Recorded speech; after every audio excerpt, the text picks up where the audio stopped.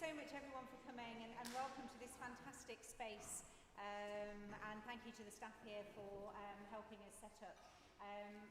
We have a bit of a technical issue, as you can see, with the blinds, but hopefully the PowerPoints for all our presenters will work well. So welcome to our annual conference. Some of you are just with us this afternoon and some of you are with us for the 2 days. We've got a really full agenda this afternoon, and so I'm afraid I'm going to be very firm with speakers in terms of their time.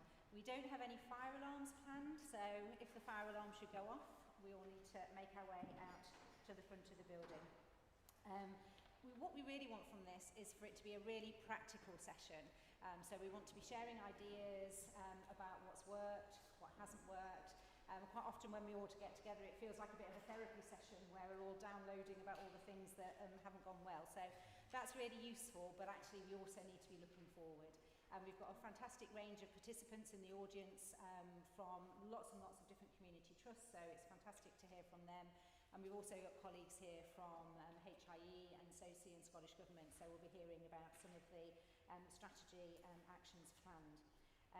The programme for the afternoon is set out in the agenda.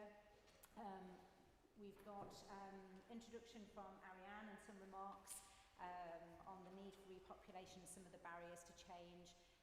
Ariane is the MSP for the Highlands and Islands, and Ariane is also chair, and I'm going to get this wrong, the Housing, Planning and Local Government Committee. You got all the right bits in there. Yeah, probably just not in the right order.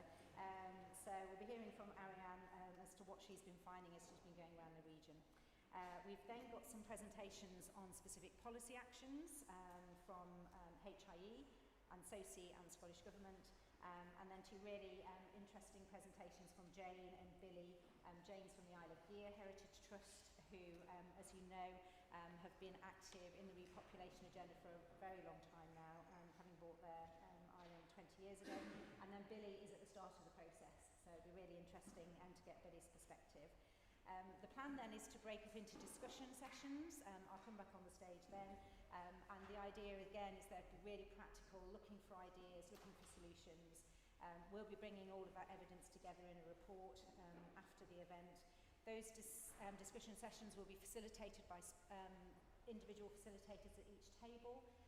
So they'll be posing the questions. And the idea is during those sessions, we've got about 50 minutes. Spend the first 25 minutes, and we could spend 25 hours on housing, but then actually leave ourselves some time to talk about non-housing related repopulation issues as well, and then a period of time for reflection and picking up the sort of 3 key points, and then the facilitators will feed back.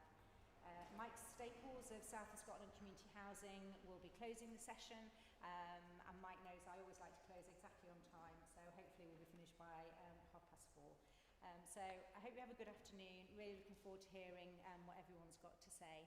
I'm going to hand over to Ariane for her opening remarks. Thanks, Ariane. No, you do. That's for the live streaming. So yes. You just stand in front of it for the live streaming. Bear with me while I sign in to my... While Ariane's doing that, I should also mention, I'm sorry Lindsay, we're live streaming the event because we have lots of people that wanted to attend but couldn't make it. So the presentation part we're live streaming, and that's why we're standing quite close to the microphone, even though the microphone's not on. Thanks.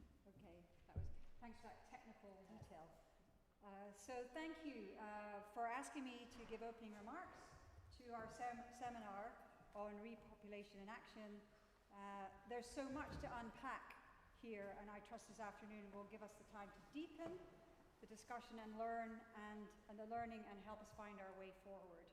They also asked me to speak on the need for repopulation and barriers to change.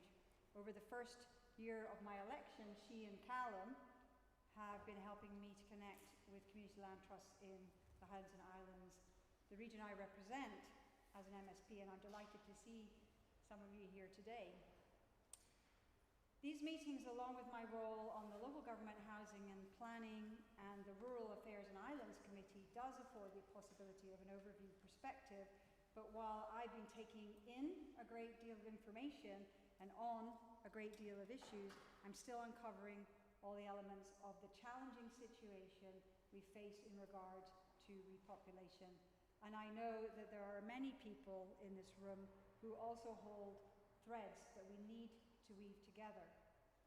In the lead up to my election, someone underscored the key issue in the region, repopulation, and with that, housing and jobs and housing. That's what they said to me. Housing and jobs, jobs and housing. And in my committees, I've learned that in order to have jobs, there also needs to be better connectivity in both transport and digital. And as we emerge from the pandemic into the ensuing cost of living crisis, we're certainly working in a challenging landscape. But through this, I do see opportunities, and ironically, they arise from our need to tackle the climate and nature emergency, and the understanding that restoring nature and creating decarbonised homes is going to be key to us meeting our climate commitments. Of the need for repopulation, there's certainly a pressing need for action, and there are a range of barriers to maintaining a population or repopulation. And what I've discovered is not all rural and island communities are affected in the same way, and nor can their challenges be met in the same way.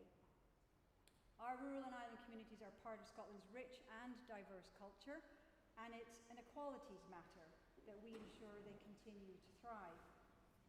There is a need for action if we don't want to see them disappear altogether, and rural and island Scotland become void of human life.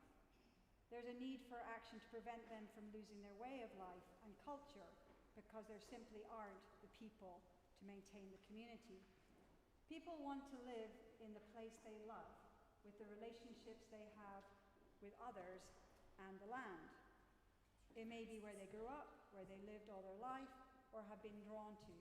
Essentially, it's where they feel a sense of belonging and care. They want to be able to stay and put that care into their community. I'm keen to see our rural and island communities be so much more than what many have ended up being, the backdrop and service for our tourism sector or retirement villages. The tourism sector is of great value to these communities, offering employment where there was nothing else. But we must create the conditions for communities to thrive in their own right, out with the unstable and now unpredictable tourist industry, and also tackle industries that provide jobs that pay no regard to the impact they make on nature. I'm going to touch briefly on some barriers, as I imagine most people here will be familiar with the issues. In my meetings with Community Land Trust, a particular interest was learning how they were approaching affordable housing, the lack of it surely being the greatest barrier. Something that struck me was that while Community Land Trusts own land, in some cases, I found that owning land didn't necessarily solve their housing problem. Storrs Uist own all of South Uist and part of Benbecula, but are forced to site their innovative 6-house mixed-use smart clachan on a small island near Loch Boisdale. Why? Because pretty much all of the land they own is under crofting tenure. The island of Eigg faces a similar situation where the ruins of croft houses can be seen along the road to the north part of the island while young people struggle to find a home. In the case of North Harris Trust, a year ago they told me that they had the land and the money to build houses, but the sites were just too challenging to make it financially viable both for them and contractors. Things may have changed since we met. The Mull and Iona Community Trust, who have successfully built a number of affordable houses, have been looking at how to support local people to buy affordable housing, recognising that they can't build fast enough. They pointed out that the Scottish Government Open Market Shared Equity Programme isn't fit for many of our island and rural communities. This shared equity scheme requires applicants to find a house they want to buy within 3 months. When in the current housing market, it is rare to find a suitable house in that time frame, more like a year. And in most cases, due to the second home and short-term let market, they are sold at prices way beyond the reach of local people. There have been other issues raised in my committees. The biggest two are, regarding to affordable housing, the biggest two are the much higher cost of construction or retrofitting homes, and the shortage of people with the skills to do the work. And of course, there is the green layers issue that Community Land Scotland have raised. Something I wanted to raise, which will also become a barrier, will be the ability of community land trusts to continue if there aren't the people to take up the places on board or the staff team. And that, of course, points back to repopulation. As I said, I wanted to touch briefly on barriers because what I am seeing is that we have some tremendous opportunities and tools that will help us tackle repopulation. In pointing to these opportunities, I do want us all to hold on to the fact that solving the housing challenge will be the key to unlocking the opportunities, which is, I think, why we've got a little bit longer on housing in these discussions afterwards. Firstly, I was heartened to discover a tool we have, that rural and island repopulation is at the heart of Scotland's planning legislation and was also written into the Scottish Government's draft 4th National Planning Framework. This gives us all a tool that we can use to tackle repopulation because we've got something in writing that we can point to and say, this matters. For our island communities, we have the Islands Plan and the Carbon Neutral Islands Programme, which will pilot 6 islands, which I hope will scale up rapidly. The Rural and Island Housing Fund will continue, and I'm working to find ways to make it more accessible, but also to support the growing request for more funds for shared spaces as well as future-proof homes, meaning homes that we won't have to retrofit in 5 years because we've continued to build them in the way that we've been building things now. And in the Butte House Agreement, there is a commitment to fund community housing enablers. These organisations are key to helping communities navigate what can be a complex and drawn-out process involving everything from design decisions to planning processes to decisions on tenure mix. And having managed a community housing project without this kind of support, I know that the work that they do is invaluable.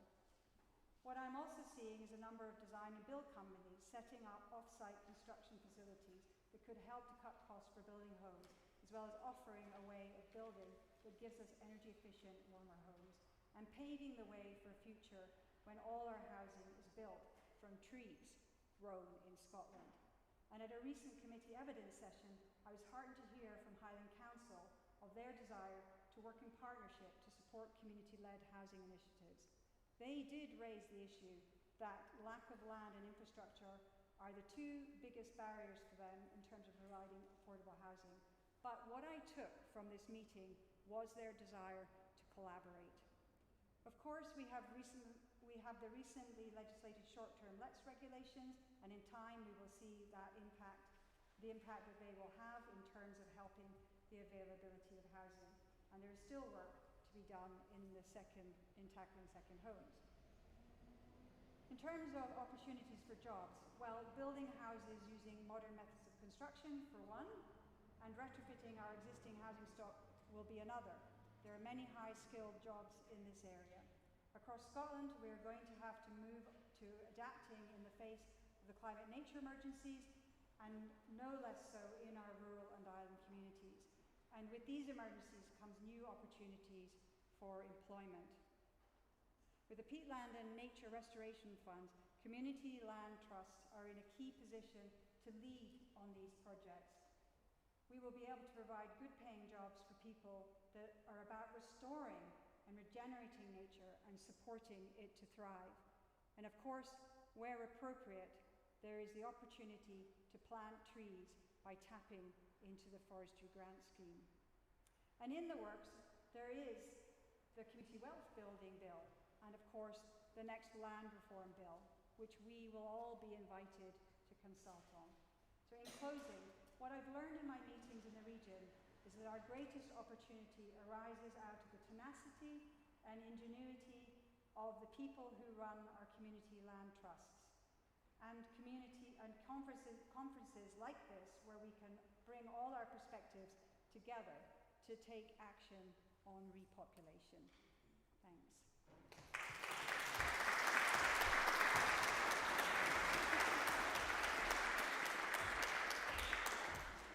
Thank you, Ariane. A huge amount in there, which will hopefully help with the discussions later. So I'd like to invite now Morven and David, perhaps to come up to the stage. And Morven first, and then David. Do you want to come up? And then we'll...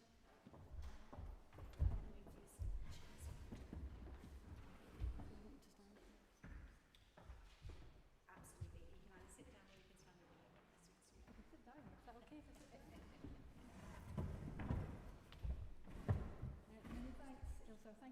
for inviting me along today to talk to you about how...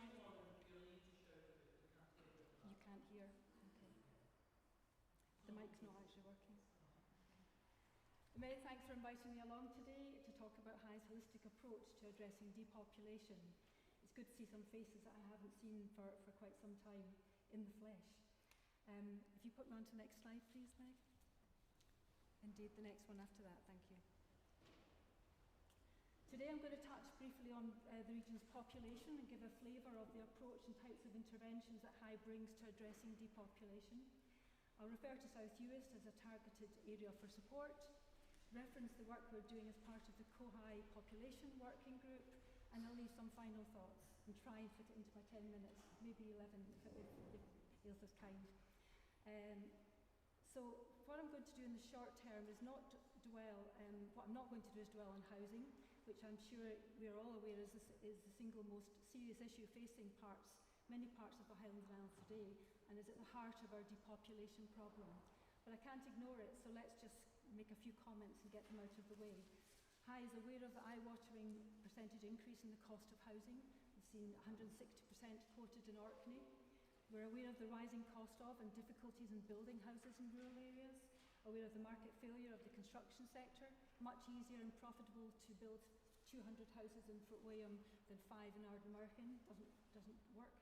The lack of middle market rental property, which has been dramatically impacted by the rise of Airbnb, issues relating to access to land, which you're all very familiar with, and the increasing burden that we are putting on communities to try and fix these problems for themselves. However, we're not a housing agency, as much as we might like to be and to be able to spend money on this particular problem, but we do look at creative ways of unlocking housing developments and through partnership, and we look at how we can help the sector innovate to address the challenges that we have. But our main approach is to invest in the wider strengthening of communities in a way that helps to build the economy in a rounded fashion. And that said, we actually have about 39 active housing-related projects on the go right now. Next slide, please, Meg. Looking at population, in many ways this is a positive story. Since the HIDB was set up in the 60s, the Highlands and Islands has seen a 23% increase in the population to its current 470,000.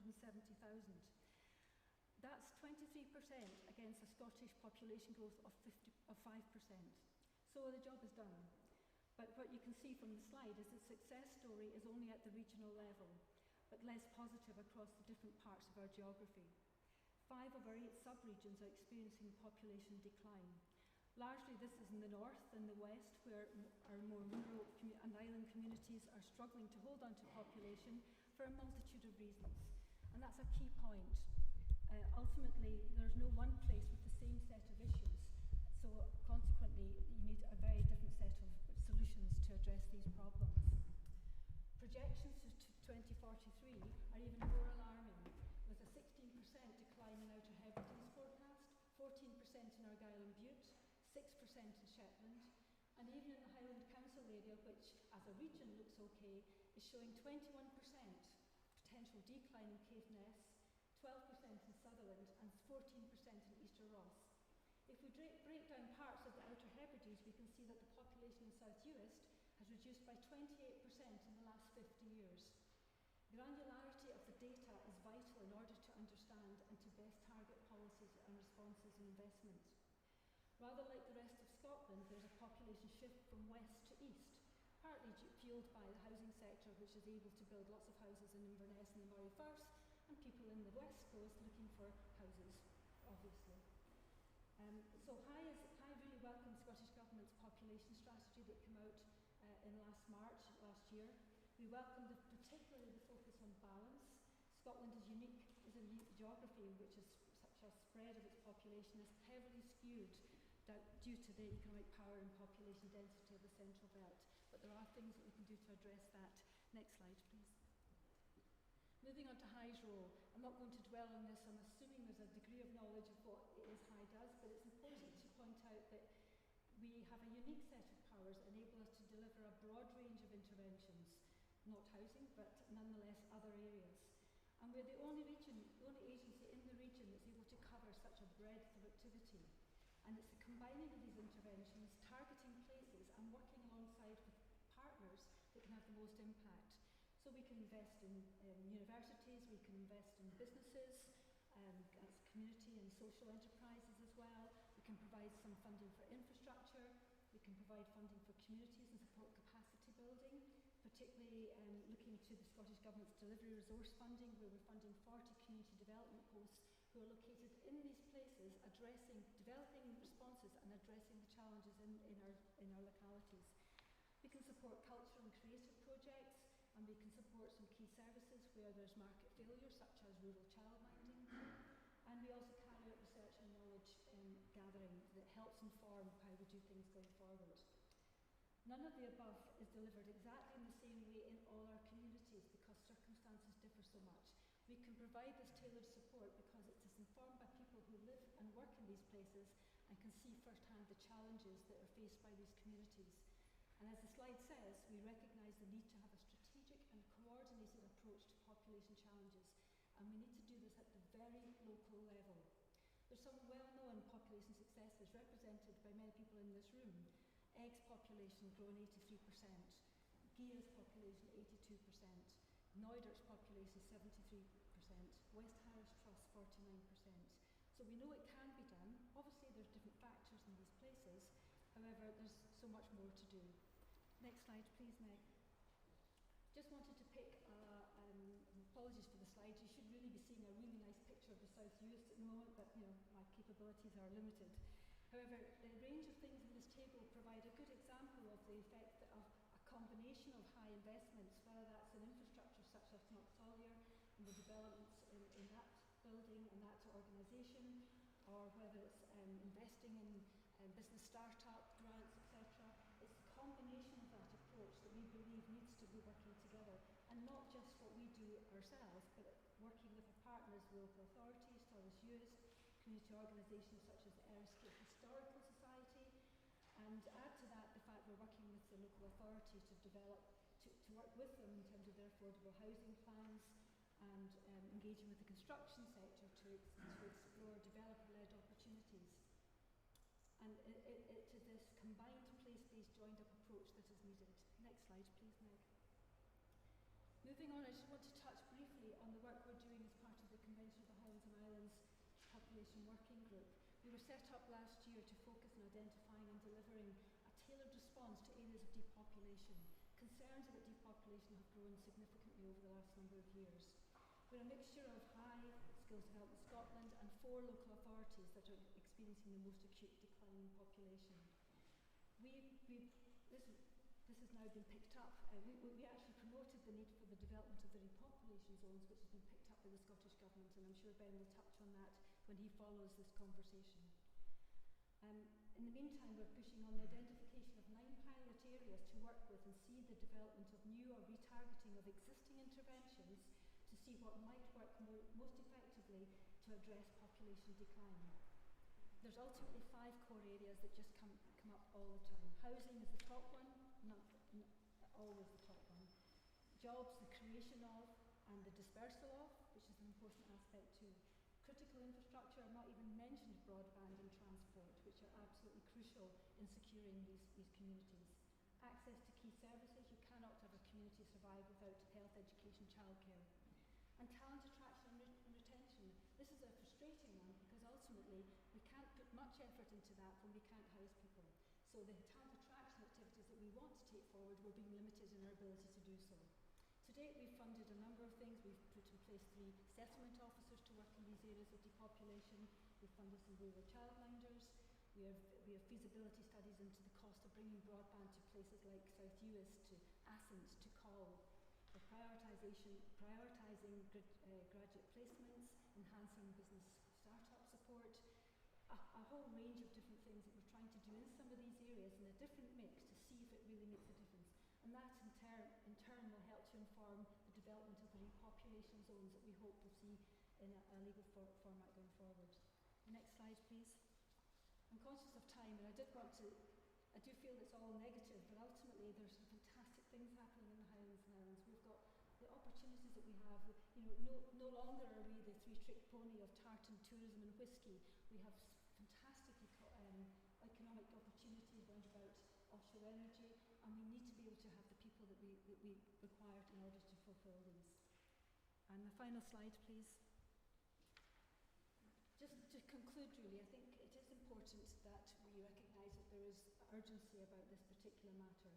On the housing front, the government is making significant investment in affordable housing. We commend the level of finance available, but the regulation, rules, benchmarking, etc. around that funding is so complex and prescribed that it works against rapid progress. If the monies were devolved into local areas and the legislative burdens around the funds eased, then more affordable homes could be built quicker and easier in better locations at less overall cost. Funds should be de-siloed, or at least better complementarities achieved across affordable housing monies, island and rural funds and crofter housing grants. We're concerned about the community overload. Perhaps that's not an issue, but it does worry us to some extent. We've talked about the policies, the fact that national policies don't work at the local level. We see that in broadband, we see it in housing, the market failure that exists. We've tried to encourage job dispersal. We know, for instance, the Scottish Government has 10,500 employees, of which 300 are located in the Highlands and Islands. How does that inform the policies that we need to take place in the Highlands and Islands to ensure that the right things happen? We see the opportunities around net zero, huge opportunities. We are still losing our young people. Despite having a university, we're still seeing 2,500 young people every year graduating our city universities, where they can access student accommodation easily. Difficult to put student accommodation into the Highlands and Islands to attract people in to offset these numbers. And finally, I guess, we see the importance of working in partnership, and we want to make sure that we are a good partner. We think we are, we could possibly be better, so make sure you talk to us. I hope I've managed to give you a flavour of High's unique role. We're not able to cover all the things that we need to do or that we want to do, but we do our best to ensure that we get our funds into the right places.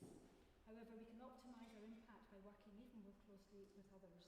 And indeed, we know success is achievable. We've seen it in Eigg, Gigha, Neudert and West Harris, and in other places too. Thank you for your time.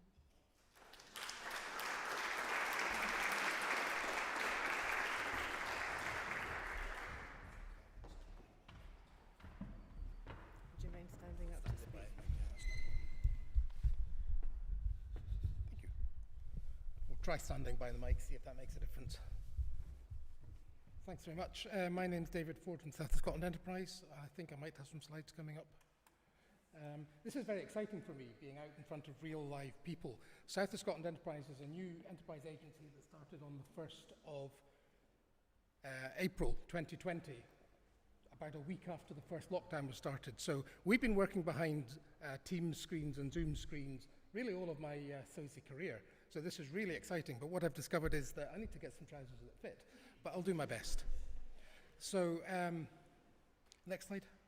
Yeah, so I was asked to talk about what SOSI's strategic role in supporting repopulation is and any directions we get from Scottish Government towards this, how it fits in with the repopulation strategy and work activity by others, and practical steps that we're doing. So I'll try and cover that.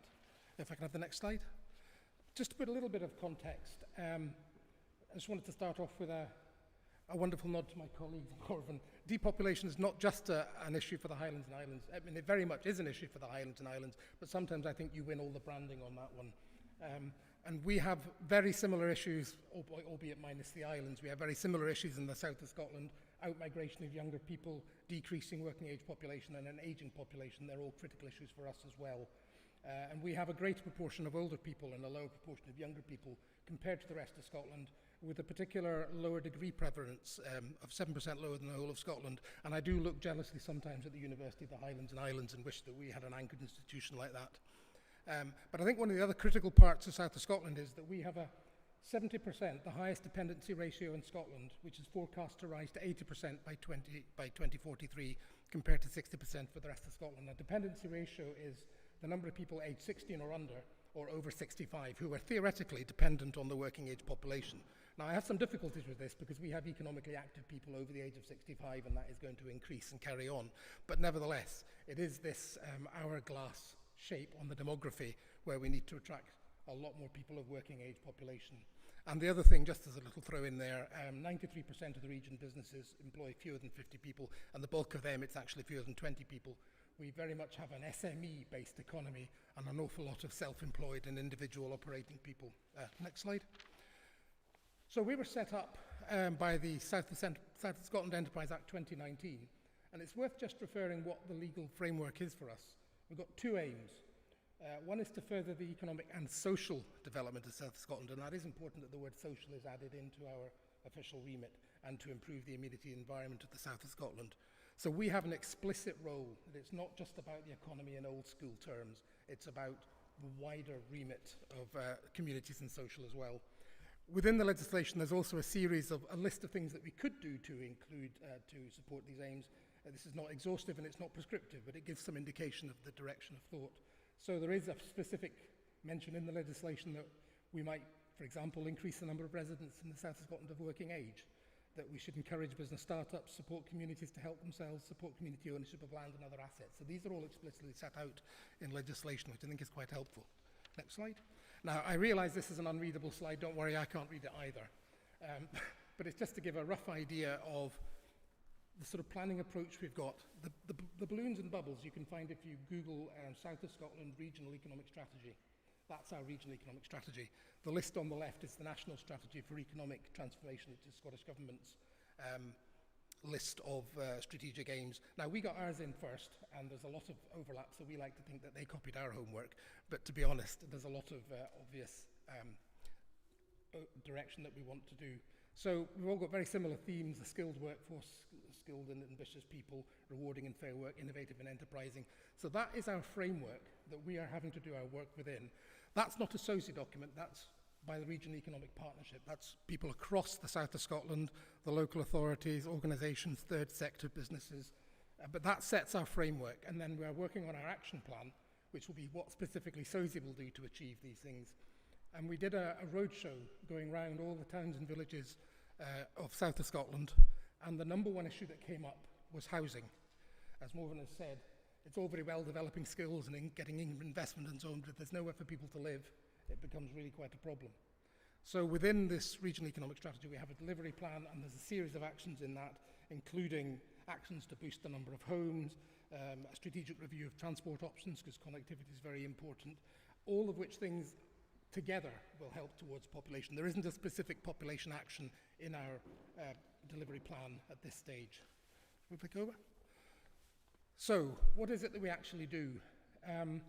This is just a sort of summary of themes, really, but we do get involved national engagement, so I deal with my Scottish Government colleagues, Ben and Lorraine and Cameron over there, but we deal across, we deal with the housing colleagues, we deal with Transport Scotland, because these issues, they're not as separate as Scottish Government structures maybe sometimes make out.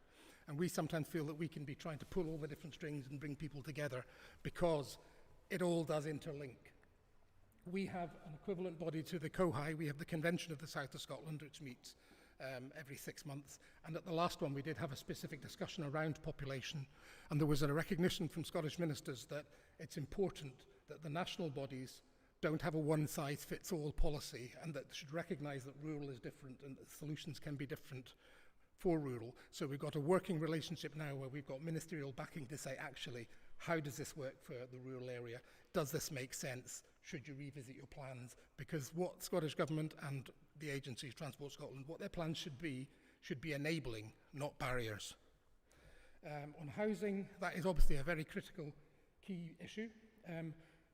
As Morven has already said, it's much, much easier for private sector to build 100 houses in wherever, Edinburgh or Fort William, than 4 or 5 houses in little villages. So there is a gap of support there for small private sector schemes. We do support community housing trusts, and we support South Scotland community housing as well. We also are working with our regional social landlords to look at net zero modular construction solutions and possible work around the retrofitting a housing stock. So if we can develop the skills and the workforce in the area to actually start a programme of work, you could start getting a virtuous circle. And in skills, we're developing skills. There's the AIMS project, Advanced Manufacturing in South of Scotland, which is a collaboration with ourselves and Dumfries and Galloway College and Scottish Borders College, Digital Skills Hub, Green Energy Hub, Forestry Innovation Centre. So the idea is we take some of these, what look like problems, turn them into opportunities. Can we get a centre of excellence for eco-building in the south of Scotland? We've got a lot of forestry there. Train the people up to the right kind of skills, get some businesses going, then you can actually get a very powerful development. We're also working, we work with Scottish Government on the inward investment and talent attraction. I'm in part of several working groups, and we are going to be developing our own website, our inward investment website in the south of Scotland. As Morven said, you had your 3-horse pony of tartan tourism and tipple. We're very much viewed as a few sheep and some cows. We're much, much more than that. There's, so the inward investment plan that Scottish Government had food and drink as the only sector that they thought was relevant to the south of Scotland.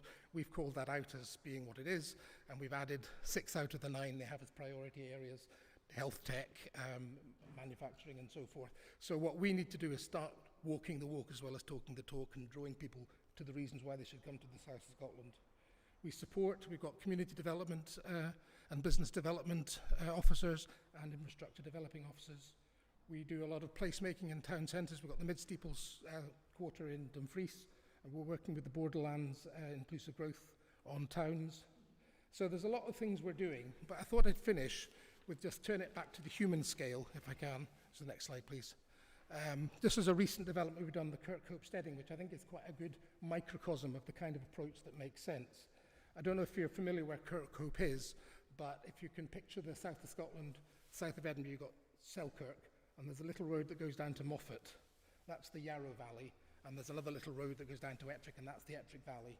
So we were approached by the Ettrick and Yarrow Community Development Company, and they are in that area, which is very remote and rural. We don't have islands, but sometimes I think our communities are like little islands in a sea of moorland. So we have a lot of the same connectivity and isolation issues that we have. And they wanted to do something with this steading that's owned by the Buccleuch Estates, but it was obsolete because of modern farming methods, and it was a stranded economic asset. The community had the challenges. There was a lack of affordable housing. There was a loss of working-age families and children. The Ettrick Primary School had closed in 2012, and the Kirkhope Primary School only had 20 children and was under threat of closure. There was no office or working space. So they put together a proposal to convert the basically derelict steading into a development with 2 3-bedroom new build houses, 3 2-bedroom renovated houses, and more importantly, 7 business units. Also a communal polytunnel and allotments, a 3-acre let for start-up farmers, and a space for new houses if the development continues. And so they bought the money, they bought the plot, they bought the building, I should say, in 2020 with a grant from Scottish Land Fund. And then it was a 1.6 million to do the actual conversion. And this was to be done to the latest green net zero approaches. So the water's from a borehole. All the buildings have photovoltaic panels on them. There's a ground-mounted solar array. There's a Tesla power wall, air source heat pumps. So it's to be as future-proofed as is possible. And so they got the money from the Rural Housing Fund grant, some money from SOSI, and also a loan from the Ecology Bank. So we've started to develop this, and the key thing about this is that it provides the affordable housing for a number of families. It either keeps people in the area or attracts people to the area. It gives them places to work, to either start a new business or to develop the business they've already got. It brings children in, it keeps the school open. And the key thing about having the school open isn't just that you've got children running around now. These children will grow up to be adults. They may have to go away still for training and development, but we do find a lot of people who leave in their 20s want to come back in their 30s. So by doing this development here, we are creating future homecomers in 30 years' time. So it's all part of a virtuous circle. And this could be a new model for derelict farm building development and other ways of doing things. So I'll stop at that and pass you on.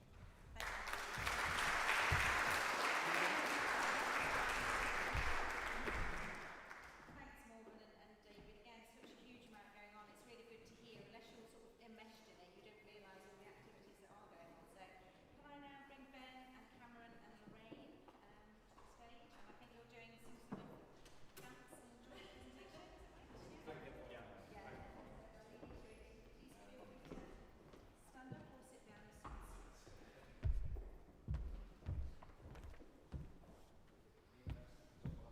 Take your time. Hi everyone, great to be here today.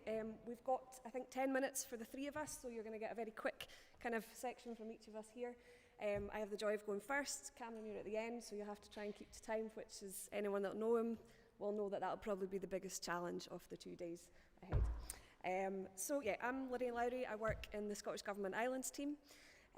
Picking up on what Morven was talking about there, about workforce dispersal, the Islands team itself has only been around for a couple of years, but it's kind of unique with Scottish Government, within Scottish Government, in that it was set up mainly with Islanders as members of the team, or people that have experience of working with island communities.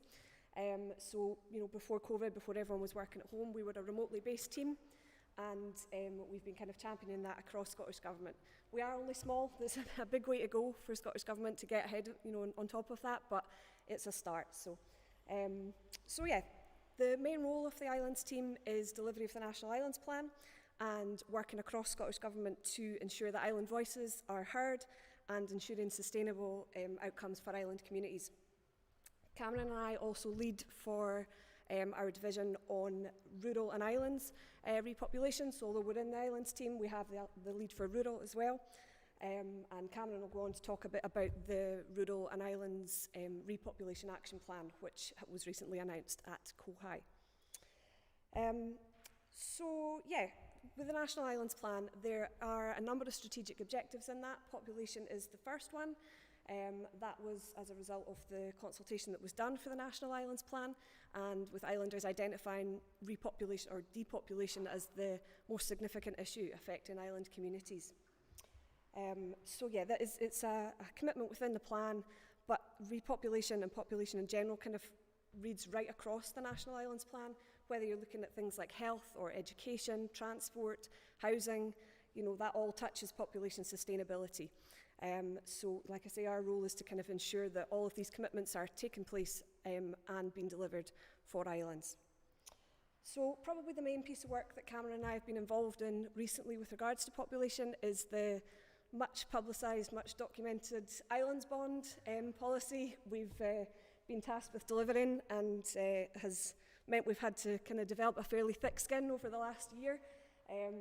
So I won't go into it in too much detail just now, as like I say, we are a bit short of time, but Cameron and I are both happy to talk to anyone about that and how that's progressing throughout the next 2 days. So probably the key point on that really is that it is not the sum total of work that's been done around population in Scottish Government.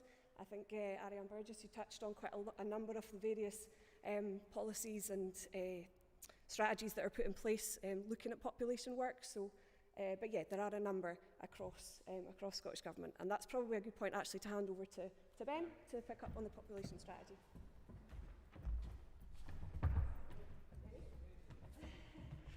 Yeah, thanks, Lorraine. Hi, everyone. My name is Ben Jones. I work in the population team within the Scottish Government, and I think it was Morven that mentioned it earlier. We are responsible for the delivery of the population strategy. So for those of you that may not know, in March 2021, the Scottish Government published a national population strategy which set out a very wide lens for our demographic challenges. So it looked at big trends like an ageing population, it looked at aspects of migration uncertainty following the ending of freedom of movement, but it also looked at localised population challenges and acute depopulation trends in certain areas as well. I'm very conscious of limited time, but as a resource that you might all be interested in, I'd flag our Ministerial Population Task Force, which is a group of 10 Scottish ministers, which has been in existence since 2019. The task force published the strategy and is a firm commitment across Scottish Government to take a cross-portfolio approach to population issues, really embracing the fact that this is a conversation about interconnections. It's about different levers. It's about partnerships, interfacing between national, regional, local and community level. It's obviously a conversation about housing and planning, but it's also a conversation about where are the other opportunities that we can pragmatically look in aspects of what we've learned through the pandemic about remote working and other things. So I would flag that as a resource. If you've not had a look at it, please do, because that's a group that we support, and we're very focused on making that conversation about the interconnections as meaningful as possible. That's how we work with Morven and David, and with Cameron and Lorraine as well. So I think that's... Oh, the other thing is we support there's another resource you may not know, the Expert Advisory Group for Migration and Population, which is a group of experts from Scottish institutions who have focused on a range of different population and migration issues over the last 3 or 4 years. But I'd flag that as another resource, and as one of the pieces of activity that it's doing, it's looking at, as Morven said, the investigation of the zonal methodologies and what the compatibility might be between zonal approaches and wider population objectives. So I would flag that as a resource to check up, and yeah, if there's anything you want to ask me, please feel free to approach me in the coffee break. Thanks. Pastor Cameron.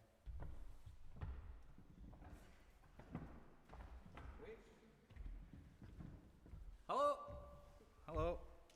So I am Cameron Nansen. I know lots of you actually from my previous hat on, so it's quite interesting being on this side of things in Scottish Government these days. It's quite a change up. I think poacher turned gamekeeper is what I've been accused of a number of times. So yes, building on from Lorraine and Ben's chat there, so we have National Highlands Plan and we have population strategies that are kind of national strategies looking at a range of things that ultimately all concern population challenges. Within the National Highlands Plan itself, there is actually a commitment to develop a action plan to support the repopulation of rural and island communities and use small-scale pilot projects to test approaches. I think that might actually be word for word what it is, which would be the first time I've ever got that right. So from that, where we are now is we've really tried to step up our commitment to develop that and to start building on this repopulation action plan. And in March of this year, at the most recent COHI, our Cabinet Secretary, Gigha, announced that Scottish Government will now be taking that commitment forward and will be progressing with this work over this next year. Now, under no illusions that chat of another action plan to look at addressing depopulation is words that everybody in this room has heard multiple times.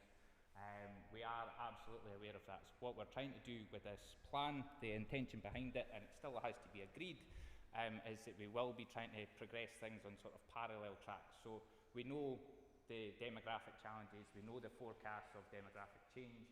There are, however, still some other things that we have some questions around and we need some answers around, looking at what would be the actual interventions that could support population retention or population growth. But we don't want this just to be an action plan that's all based on research, because we've researched things to death, so it has to be specific questions. So there's a few research themes that we will be looking at.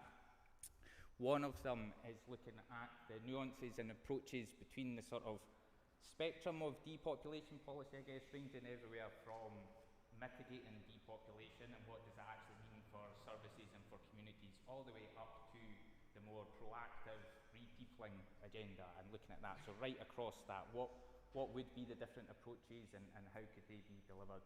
We also want to explore a little bit more about the potential tensions or synergies between repopulation agenda that we're looking to deliver and other things that have been mentioned today around about sort of climate restoration and our sort of net zero ambitions, because what we want to research ultimately and what we want to be able to give a good strong argument for is why repopulation and why having people in our rural and island communities can actually help us deliver on other national priorities and national strategies.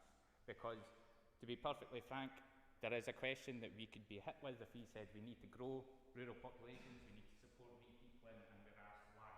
So we need to give a good evidence base for that, why that is. I'm sure everybody here has your own reasons why, and I'm sure we'll hear about them, but we need to be able to sort of evidence that as a policy team so that we can make these decisions. One of the other things that we will need to look into is then also how do we actually measure success in addressing depopulation? Are we looking at just measuring purely restoring population levels to where they once were before? Are we looking at the breakdown of demographics, or are there other ways of measuring what successful successfully addressing depopulation would actually mean for our communities as well. So not just looking at the figures and the numeric value, what does it actually mean? And it was mentioned earlier, I think David mentioned culture and that side of things. So are there ways that we can measure that? However, like I said, we don't want this just to be a research action plan. So in parallel to this, we are also looking at investigating pilot approaches to looking at those policy tensions, looking at if it's probably along the lines of repopulation zone, that kind of zonal thing. If we can work with our regional partners, with our communities as well, to look at different geographic approaches to see where are the barriers, what can we align better in a policy sense, what gaps are there, so that we can also, whilst we're learning about how to deliver an action plan, we can support our communities at the same time, so that you're not waiting, like I say, 12 months, 18 months, because we do know there is an immediate need for some interventions now for the real acute areas of depopulation. And amongst some of that is a lot of the learning and strong feedback that we got around about the Islands Bond as well. So I'm sure we'll hear a bit more about that, but again, it's just to say that there is a range of work ongoing that will all feed into this. Don't want to call it a depopulation action plan, because that sounds like we're trying to deliver depopulation, so that's a working title at the moment, an action plan to address depopulation, but like I say, across the whole range from mitigation right the way up to repeopling, which I know is a big focus for Community Land Scotland as well. And I'll leave it there. Will I, Ailsa? Yes, I'll leave it there. There we go.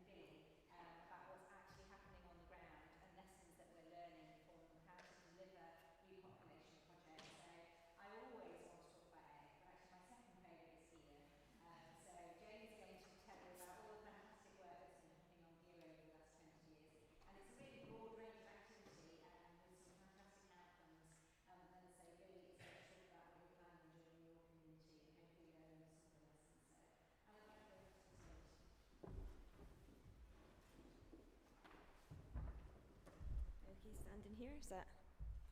Hi everyone, my name is Jane Millar and I am the Development Manager for the Isle of Gigha Heritage Trust. I've been working with the Trust for 3 years now. 2 of those years have been during a pandemic, so I've not really seen many people face to face, so it's really nice to be here.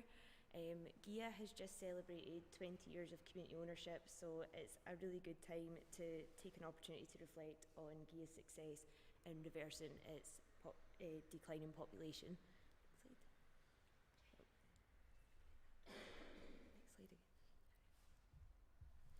So at the time of the buyout, Gigha had 92 residents, and today we have 165 residents, with ambitions to continue to sustainably increase the population. Housing is obviously a key factor to repopulation.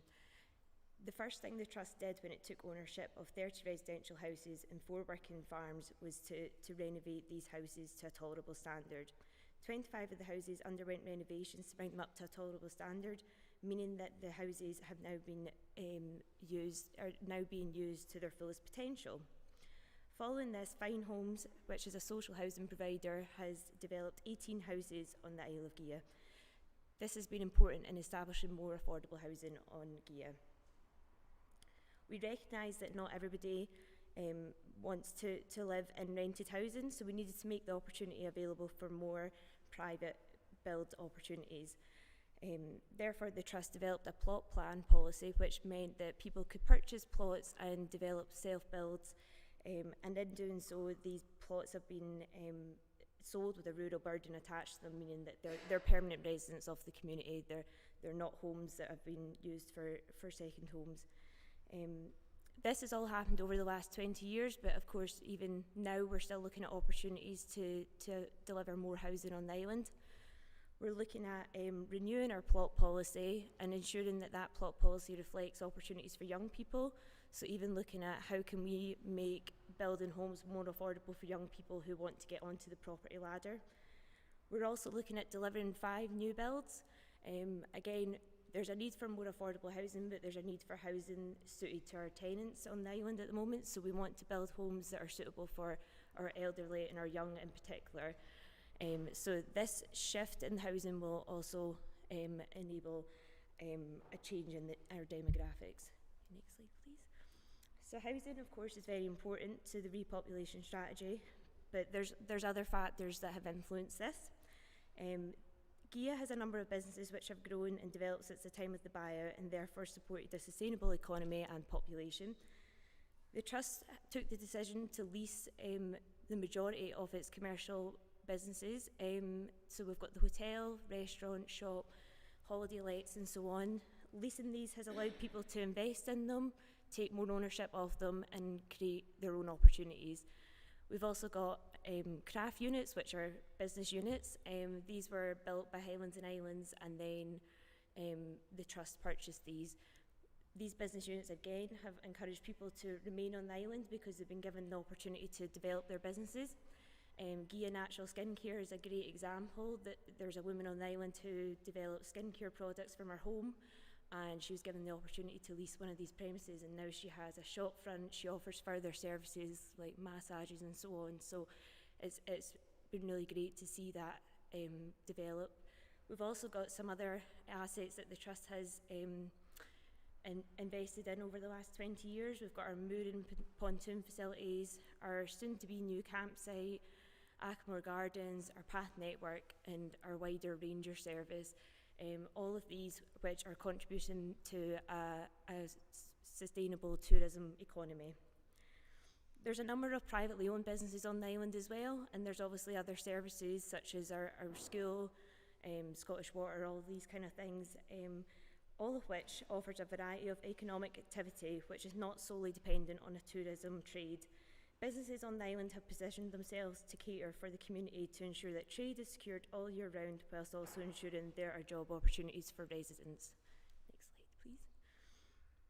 I also want to touch on the social regeneration of the island, because although there's houses and there's jobs, there needs to be something that keeps people in their communities. So a big part of the regeneration of Gigha has been through different social aspects. The primary school role has doubled. So at the time of the buyout, there were 6 pupils, and now today we see 12 pupils in the school, therefore creating a better social experience for young people and encouraging families into the area. We also have facilities like our community hub and our play park, which again is keeping young people on the island and offering them opportunities despite feeling possibly disadvantaged to those on the mainland.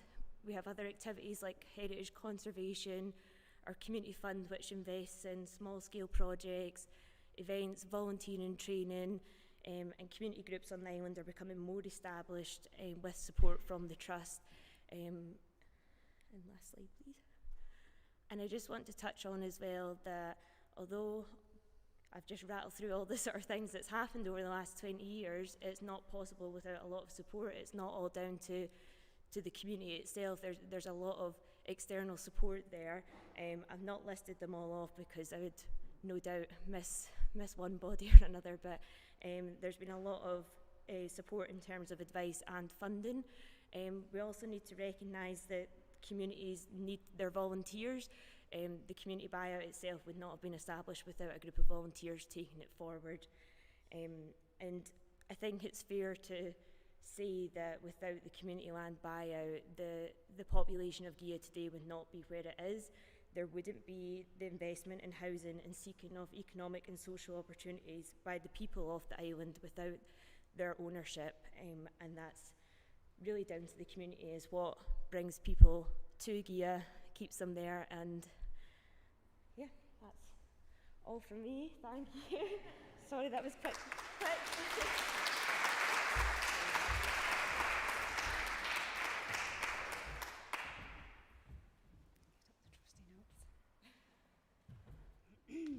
Hi everyone, thank you for welcoming me today.